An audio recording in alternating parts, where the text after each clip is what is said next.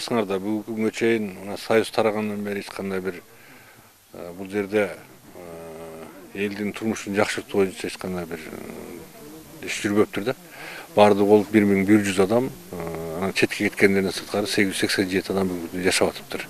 13-14-үнө караган түнү бул жерде өзүңөр билгендей мына жамгырдын кесепетинен бул жерде мурунку алмалык шахтасынан чыккан горный отвал деп коет, же болбосо жана ошонун калдыктарын төккөн жер тоо болуп, ошол тоонун баягы жаракасынан анан баягы ошол горный поруда жылган ордуна. Өзгөчө кырдаалдар министрлигинин кызматкерлери келип, ошол эле түнү бул кишилердин баардыгын үйүнөн көчүрүп, азыр айылдын четине мына көрдүңөр, палатка тигип туруп, ошол жака убактылуу жашоого шарт түзүп берип атабыз. Эми азыр кыштан чыга турган бир маселесин чечебиз.